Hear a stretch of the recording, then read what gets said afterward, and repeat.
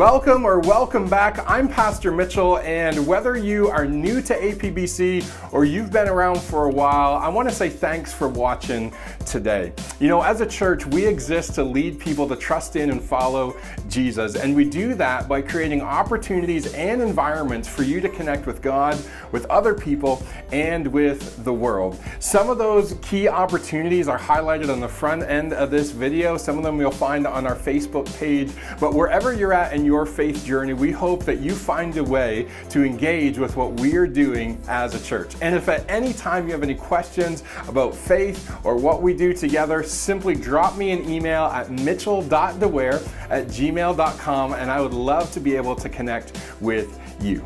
Now, I hope that today's message both encourages and inspires you in taking your next step in trusting in and following Jesus.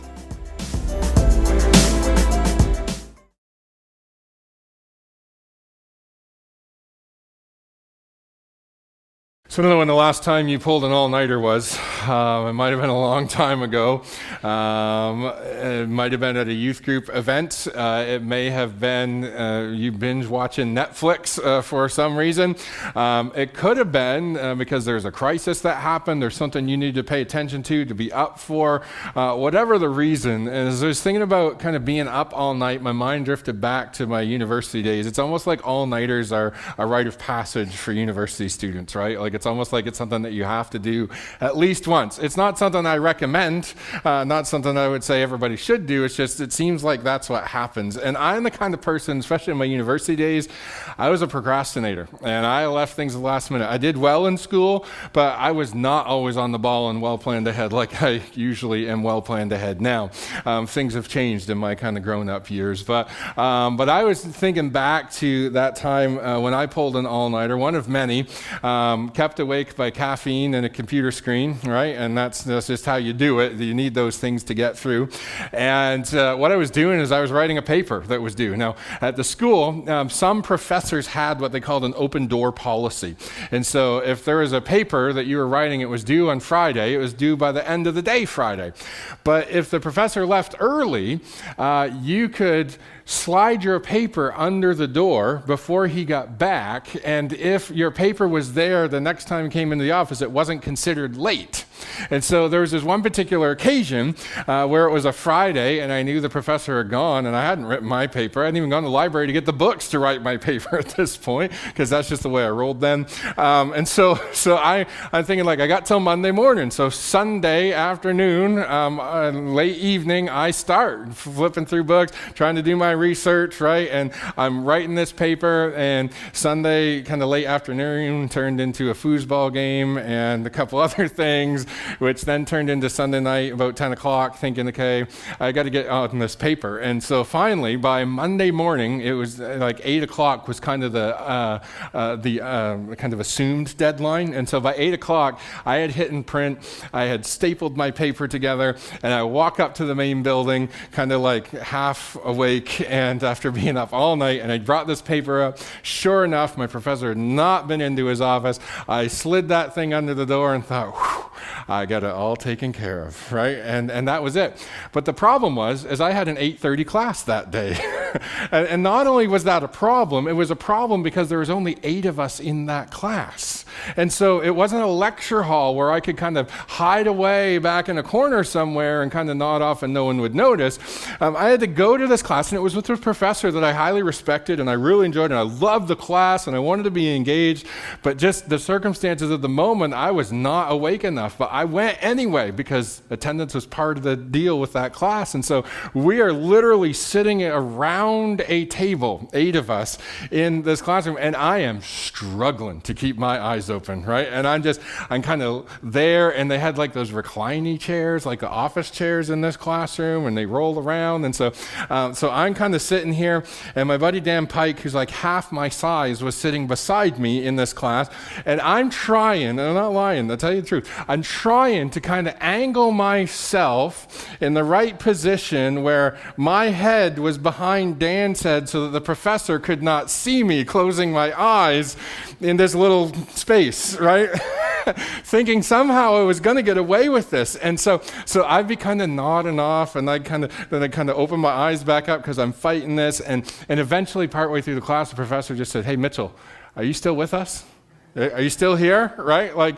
Is everything okay? And then I was so embarrassed. But it was just one of those moments where you're fighting sleep, and you just can't stay awake for what you need to stay awake for, right? And it was just one of those hard moments. And that's the kind of thing that's the kind of moment that sets us up for what is going to be the longest night that Mark describes for Jesus and his disciples. We left off last week with the chief priests and the scribes and the Pharisees, as they've been doing all along, kind of plotting out how they're going to put Jesus to death.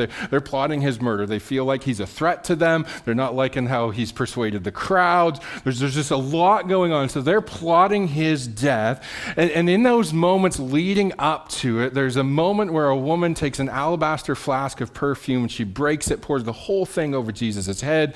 One of the disciples in the room, Judas, says, this is an outrage. You could have sold it, given the money to the poor, but Judas only said that because he liked to skim some off the top because he held the money bag. And not only that, but then in the moment, Jesus kind of defines the moment and says, "Hey, no, she's anointing me for burial." And Judas and the rest are like, there he goes again, talking about how he's going to die. Like, what's up with this? And so Judas kind of, puts up a big fuss, and a few others kind of join in with him. But then not long after that, Judas, to the chief priests, right, and says, I can make you a deal. I can give him over to you. And they say, we'll give you some silver if you'll do that for us. And so we have this moment of like perfume and this expression of devotion and love, and then silver to betray him and rat him out and turn him over. And then from there, Jesus eats the Passover meal with his disciples, where he completely redefines the meaning of the Passover and centers it around what is about to happen to him. And then Mark tells us that after these things, they sung a hymn and they went out. So typically what would happen at the end of the Passover meal, you would sing one of the Psalms from 113 to 118, and that would kind of be the conclusion of the meal. And so Jesus follows that tradition with his disciples. They sing a hymn, they leave the city, they head out into an olive grove just outside the city, the Mount of Olives. By this time, night had fallen, darkness had settled in, and this sets us up for what is going to be the longest night, and things just don't seem to be going so well for Jesus. Here's how Mark records for us what takes place. Starting at chapter 14, verse 27, as they're just outside in this kind of olive grove, Jesus says to his disciples, he says, "You will all fall away." Now, this is one of the things that Jesus says during that night that's kind of a bit disheartening for his disciples. Like, this isn't the first time that they've kind of been unsettled about some of the things that Jesus is saying, but he tells them, you are all going to fall away. For it is written, I will strike the shepherd and the sheep will be scattered. Now, we know how this works, right? Like, if there's a leader and some bunch of people following, if you take out the leader somehow, their influence dies and everybody else just kind of disappears, right? But he says, but after I am raised up, I will go before you to Galilee. Now, this is absolutely fascinating because Jesus tells his disciples, look, you guys are going to get tripped up. You're going to get caught in a trap. And what's going to happen is something is going to happen to me, and you're all going to kind of fall away. You're going to disappear. You'll be scattered, which is, again, a quote from Zechariah 13 that Jesus appropriates for this moment. But he says, this is what's going to happen. But then he says, but take heart, because look, I've told you this before. I'm going to be brought to Jerusalem and I'm going to be killed, but 3 days later I'm going to rise. And he says, after I am raised up, I'm going to go and meet you in Galilee. Now, here's why this is so fascinating. Because the whole thing with Jesus and his disciples did not start in Jerusalem. Where did it start? Galilee, north, right? And Jesus says, when this is all over, we're going to go to the place that is home to you. Right? Jerusalem seems a little bit not like home. Galilee is where this all began. Galilee is kind of the roots of this whole journey we've been on for the last little while. We're going to go back home, and that's where I'm going to meet you after I am raised up from death. Now, Peter and some of the other disciples, again, this is a bit unsettling. And I don't know if Peter heard the whole thing that Jesus said or just the first half, but Peter certainly concentrates on the first half by what he says next. Here's how Peter responds. Peter said, even though they all fall away, which, by the way, if you're one of the other disciples in the room in this moment, I don't know how you're feeling about Peter's kind of statement here, but it's probably not going to sit too well with you. Even though they all fall away, I will not. Jesus, I'm your guy. Peter is showing courage. This is a bold statement. I'm with you through thick and thin. Like we are here. And Jesus says, Peter, truly I tell you, which whenever Jesus says that, it's like, hey, pay attention. I'm telling you the truth. This is how it's actually going to go down. Peter, I tell you, this very night, before the rooster crows twice, you will deny me 3 times.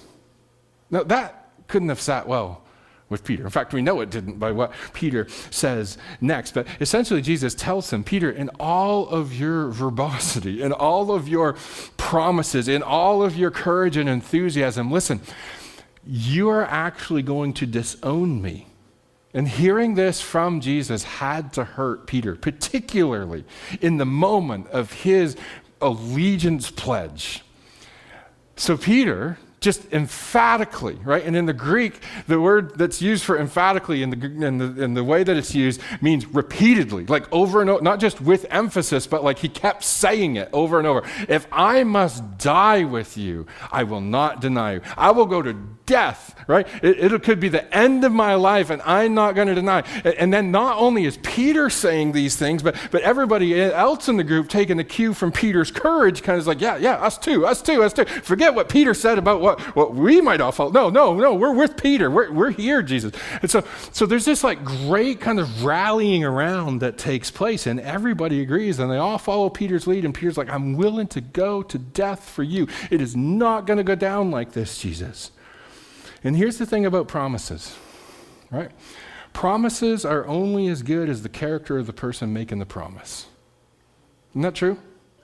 Promises are only as good as the character of the person who's making the promise. You think about when it comes to marriage and the promises you make in marriage. You think about the promises that your kids made to you this past week.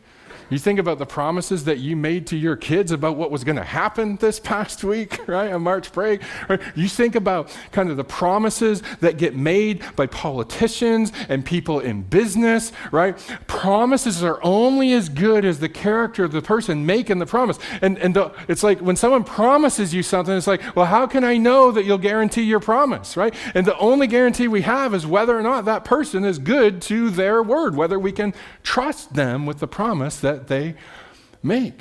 And Peter, I'm sure, with great and good intention, was going to be willing to go to even death for Jesus. Jesus says, here's what's actually going to happen, Peter.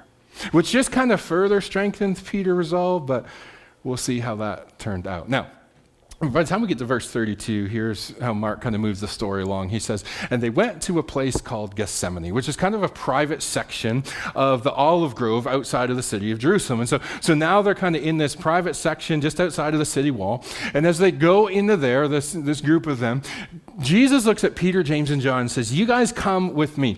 And they go a little bit farther than the rest of the group, right? This isn't the first time Jesus kind of singled out Peter, James, and John. There's kind of 3 a little bit closer. He takes them up on the Mount of Transfiguration. Like, there's different times where Jesus kind of pulls these guys. It's like, we're going to go a little farther, a little deeper. So he says, you guys come along with me. And so they get a little bit away, a little bit of separation from the group. And he says, I want you guys to stay here and watch while I go pray. And so Jesus leaves them, goes about a stone's throw away, right, as far as you can throw a rock. He goes off by himself to pray for a while. And after about an hour, Jesus comes back. And what does he find? Peter, James, and John are asleep. And he kind of nudges Peter and he says, Peter, couldn't you keep watch even for an hour? Are your eyes that heavy? Are you so tired that you can't keep watch? And then Jesus gives them an additional instruction. He says, you guys need to keep watch, and not just keep watch, but keep watch and pray. That's what you need to do. Keep watch and pray. And so he leaves them again, and he goes back, and Jesus goes off to pray for a bit, and then he comes back to the disciples, and what does he find them doing again? sleeping, right? And so by the time Jesus comes back the third time and they're still asleep again, it's like they have no answer to give to Jesus, right? Like the spirit's willing, but the flesh is weak. And we have the desire, but we just can't keep our eyes open, right? Now, we're going to dig into this text a little bit more tonight at the 6:30 and kind of unravel some of the stuff that's there for us. But by the time the third time comes that Jesus comes back to his disciples, he eventually says to them, listen, here's what's happening. The time for watching and for praying is over. In fact, verse 42, Mark tells us this: rise, let us be going. See, my betrayer is at hand. Jesus says the time is up. Now, Jesus has already indicated throughout that evening that he knows one of the 12 is going to betray them. He's kind of outed the fact of the matter, not who, but the fact that it was going to happen. And now, instead of, especially knowing this was going to happen, instead of running away, what does Jesus do? He actually stands to face the one who is betraying him. In fact, listen, Jesus here says to the disciples, let's get up and let's go essentially to meet my betrayer.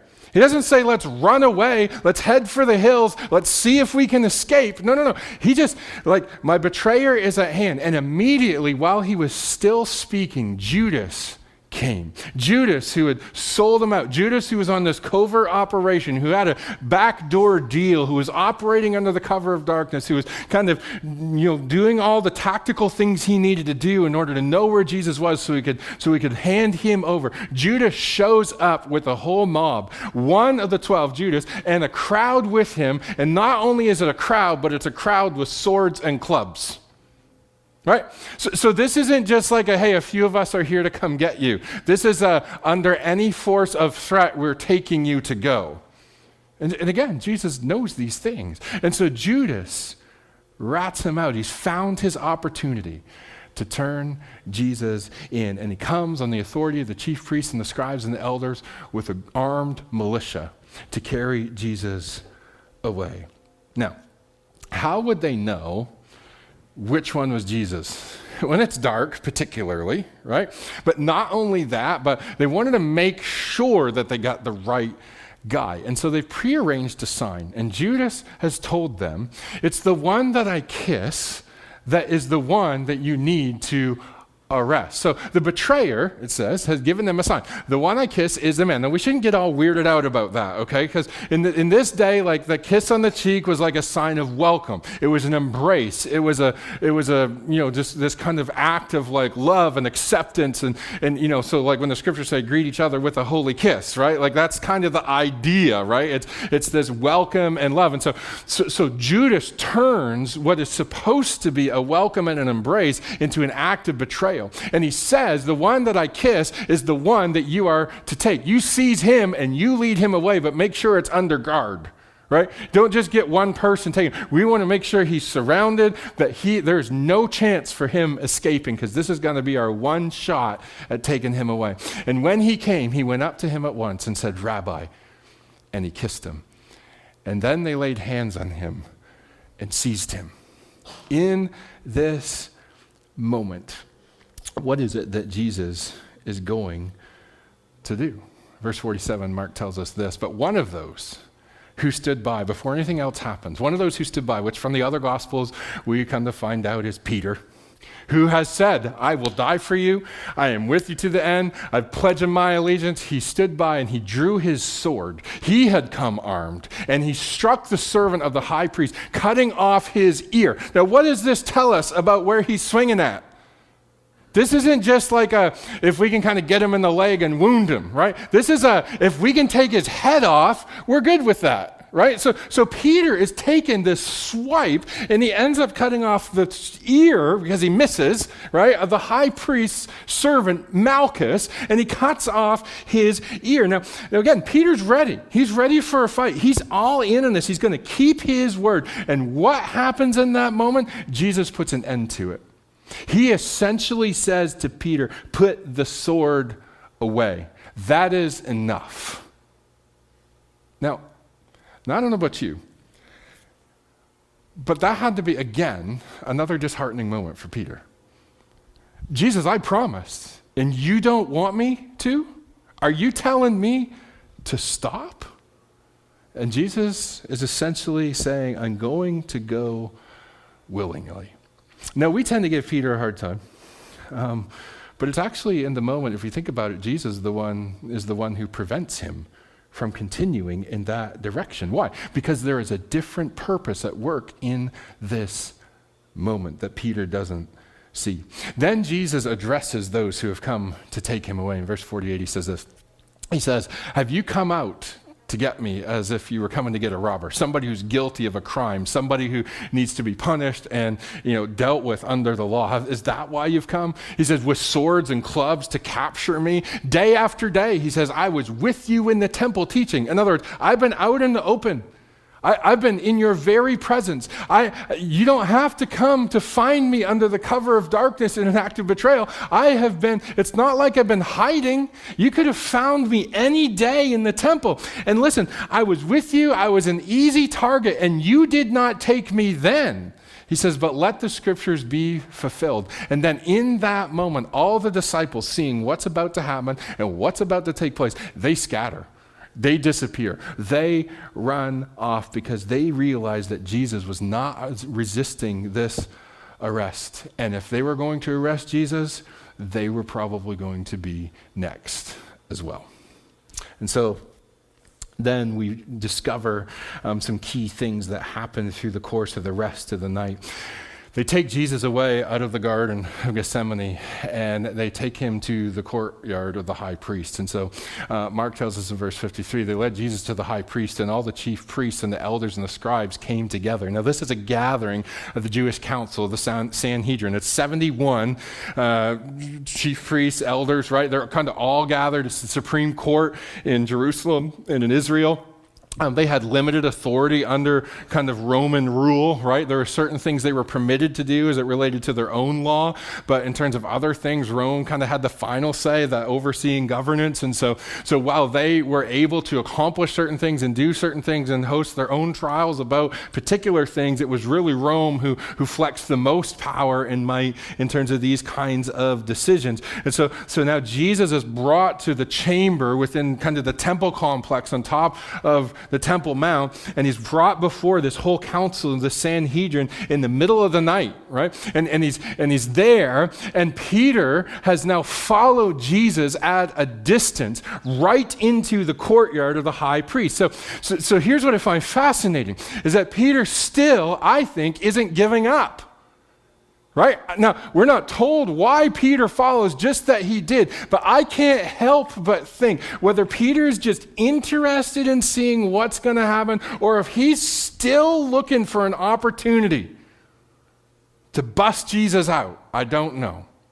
But we do know that he finds himself in that same general area on top of the Temple Mount. And so Peter's kind of hanging back in the shadows in that courtyard. And now he's sitting with the guards and he's warming himself by the fire. So this is a risky move on Peter's part. And then so what happens is Mark follows what happens to Jesus next, but then he circles back around what happens with Peter. So let's kind of follow Mark's trajectory of the story. Verse 55 says, now the chief priests and the whole council were seeking testimony against Jesus to put him to death, but they could not find one. So listen, this is not justice, right? When you're out against someone from the beginning, that is not weighing justice. This is kind of we've already made up our minds and we're looking for any shred of anything we can use to kind of prop up our position and our opinion and what we want to get accomplished. And so if we can trap someone in their words, if we can pull something and evidence in, like we've already made a decision and we're just trying to get us to the conclusion we want to arrive at. And so this is kind of the work of how they're going about this whole matter. And so not only are they seeking valid testimony, they're just seeking testimony that is against Jesus, right? It's not justice. It is who can support our position so we can achieve the outcome that we want to have achieved. And the outcome that they want is to put Jesus to death. Now, this is not an outcome that they were permitted to carry out as within their limited authority under Rome. Only Rome could kind of decide on capital punishment matters. And so they're going to need to leverage some help from Rome. So not only are they looking for an issue under their own law, but they're looking for something that they can tie in with Roman law to kind of, again, achieve the outcome that they want of having Jesus put to death. But the problem was they couldn't find anything. They couldn't find a reason. Even the witnesses that were brought in could not agree amongst themselves about what Jesus said or what the evidence required. Now, in the Jewish law, which they were supposed to be judging by, there needed to be two credible witnesses who can corroborate the same story in order for, a sentence to be passed. You had to have two witnesses. You couldn't just have one person come in and say, well, they trashed my car, and there would be a decision made. There had to be at least two witnesses to the event. And so they can't find two witnesses who would even agree. It's fascinating. You start reading at verse 56, it says, for many people during the course of this trial bore false witness against him. So even their testimony wasn't true, but they spoke it against him. But their testimony did not agree. So someone stood up and bore false witness against Jesus, saying, well, we heard him say, I'll destroy the temple that is made with hands, and in 3 days I'll build another not made with hands. Yet even about this, their testimony didn't agree. So the other guy's saying, well, no, is that exactly how? No, I think he said it this way. And they can't even agree on what the story is. It's based loosely on something Jesus actually said, but is a little bit different. And so then the high priest stood up in the middle of the whole commotion, and he asked Jesus, have you no answer to make? What is it that these men testify against you? So aren't you going to defend yourself? Aren't you going to say anything? And I'm guessing they're hoping he's going to say something that they can use against him. They're trying to trip him up. But Jesus simply refuses to speak. He's not going to defend himself, right? He realizes this whole thing is a sham, right? And he knows what's going on, and he just refuses to answer. And then the high priest looked at Jesus and asked him plainly, are you the Christ, which is the Greek word for Messiah, are you the Christ, the Son of the Blessed? And Son of the Blessed is simply a way of referring to God without actually saying God's name. Are you the Christ, the Son of the Blessed? Now, isn't this fascinating? Because if you go all the way back to the beginning of Mark's gospel, how did he open the whole thing up? What's his first line? The beginning of the gospel, or the good news of Jesus Christ, the Son of God. And by the time we come toward the end of Mark's gospel, the question asked of Jesus, which will eventually be the thing they will condemn him by, is, are you the Christ, the Messiah, the Son of God? Is that who you are? And he waits for an answer. And Jesus responds by simply saying, I am, which again is an allusion to the name of God, right? When Moses says to the burning bush, says, so when I go, who should I say is sending me? He says, tell them I am sending you. I am who I am, or I will be who I will be. That's the name that I'm going to be referred to by, God says. And so this, every time you hear I am, it's like there's these allusions to this moment of reference to God. And Jesus simply says, I am. And you will see now, he says to the high priest, the Son of Man seated at the right hand of power and coming on the clouds of heaven. Now again, Son of Man language is rooted in prophecies in Daniel from a long time back. Now listen to how Daniel in chapter 7 describes the Son of Man. He says, and I saw in the night visions, and behold, with the clouds of heaven, there came one like the Son of Man, and he came to the Ancient of Days and was presented before him, that is before God Almighty. And to him was given dominion and glory and a kingdom that all peoples and nations and languages should serve him. His dominion is an everlasting dominion which shall not pass away, and his kingdom one that shall not be destroyed. This is like kingdom language. It's political language. It is nations and tribes and people will have a ruler who is called the Son of Man, who appears before God Almighty, and he's been given authority over all people. right? And so this is really heavily charged language. And Jesus uses it at this moment, and he says to the chief priest, you will see who I really am. And at that, the chief priest tears his robes, and he screams, blasphemy. You've all heard it. This is an insult toward God. He is claiming things about himself that only can be said of God. And he says, isn't that enough for us to condemn him? And they all agreed. And they began to spit on him. The first of many, many awful actions. They spit on Jesus. They struck him on the head. Not only that, but in the presence of this court, they blindfolded him in a way of mocking kind of prophets and Jesus' ability to say what's going to happen in the future. They strike him and say, if you're a prophet, hey, why don't you tell us who hit you?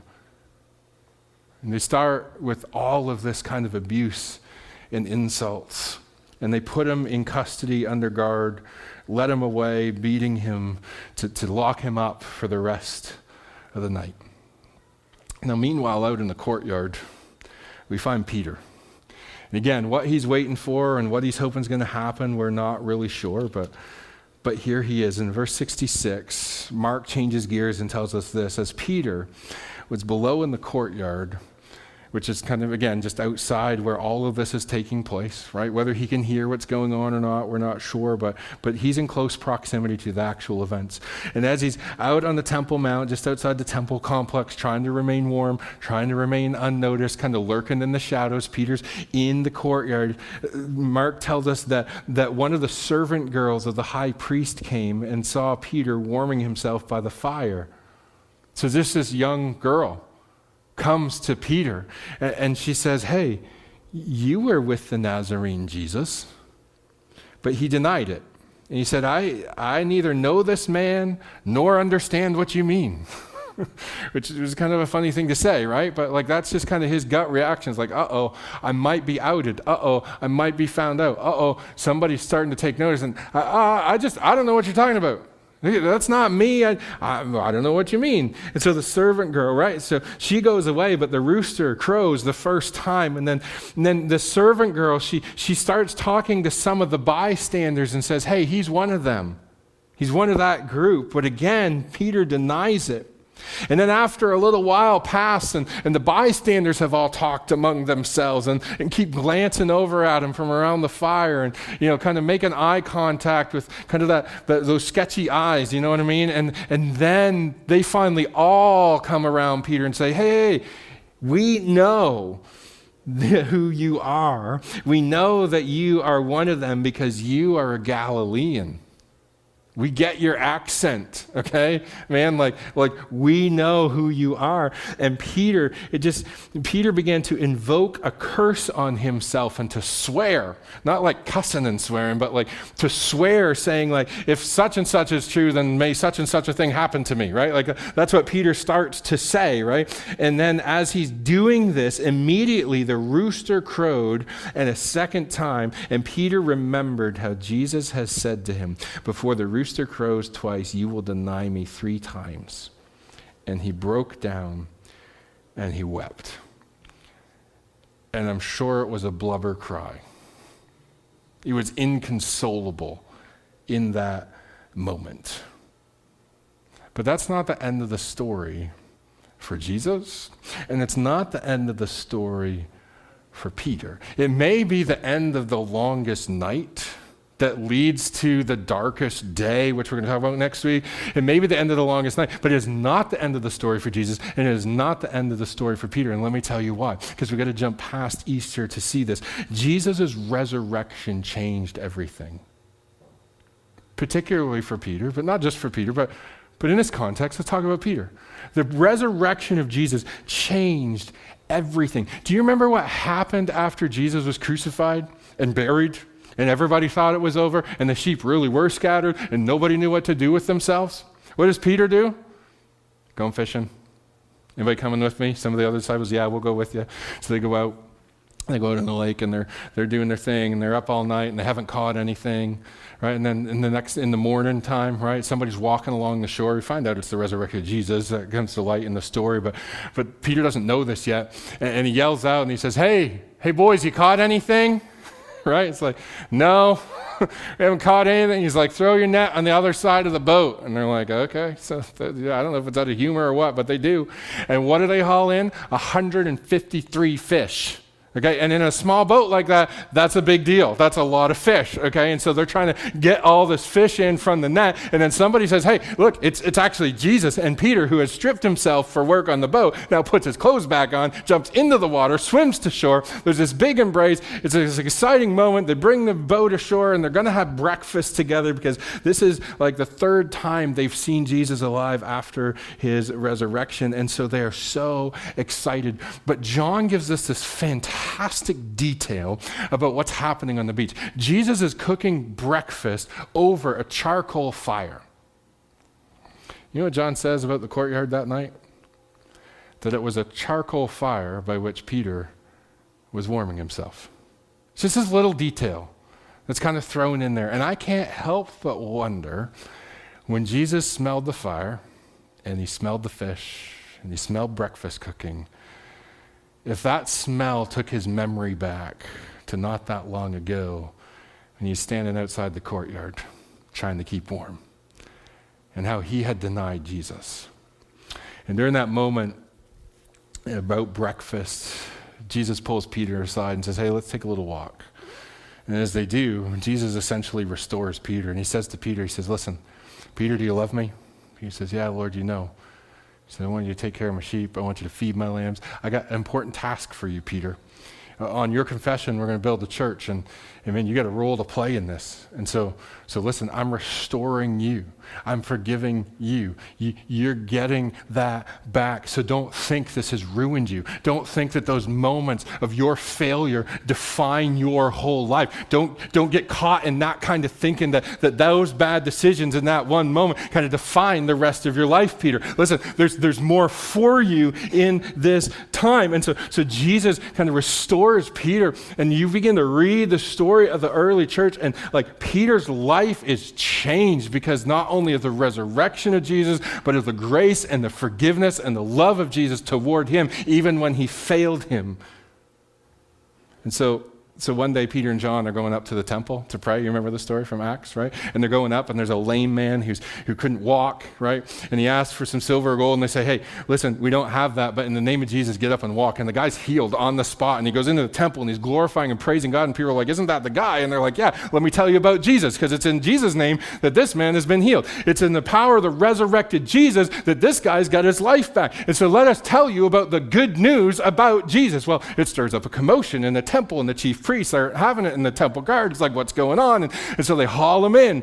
And the very same people that looked into the eyes of Jesus and said, "Tell us, are you the Messiah, the Son of the Blessed?" Right? Those very same people are looking into the eyes of Peter, and right? And they're saying, "Listen, what's going on?" And they say, "Listen, if we're being brought before you because somebody got their life back because they were healed in the name of the resurrected Jesus, like what is this? What, like, are you gonna charge us for doing good to this man? Like, is there going to be some kind of fallout from that?" And they're like, "Listen, no, you can't be preaching about the resurrected Jesus, because that kind of stirs up religious tension. And we put him to death, if you recall," which, by the way, is kind of a way of saying we could also put you to death for preaching the resurrected Jesus, because we don't believe Jesus was the Messiah. And so we already dealt with that problem, so you guys got to cut it out." And they're like, no. You killed him, but God raised him. Say you're sorry. Repent, right? Turn it around. Trust and follow Jesus. But as for us, we're just going to keep talking about the resurrected Jesus because that's what we know to be true. Right? That's the thing that God has done, and he's changing lives because of it. And so for Peter and for the disciples and for the church, the resurrection of Jesus Christ changed everything. And so here's what I want to say for us this morning. We could take this in a whole bunch of directions, but let me leave us with this. During your longest night, whatever that is, During your longest night, remember Jesus' resurrection. Right? During your most difficult moments, whether you are under pressure, whether you have failed, whether you can't break the addiction, whether it is the diagnosis or the sickness, whether it's the suffering you're experiencing, the anxiety that you feel, even in the face of death itself, however that may come, remember the resurrection of Jesus. Why? But because of the resurrection of Jesus, we know that all hope is not lost. God is still writing his story. There is hope for you and for your story, and so don't lose heart in the face of it. Why? Because Christ has overcome. And no, the end of the story may not be the way that you want it to be, but we have confidence in facing whatever that darkest night is, whatever that longest night is. Why? Because of the hope of the resurrected Jesus. And that changes everything for you and for me like nothing and no one else can. In the middle of whatever that looks like for you, remember the resurrection of Christ and let that give you the hope and the courage to move forward through it.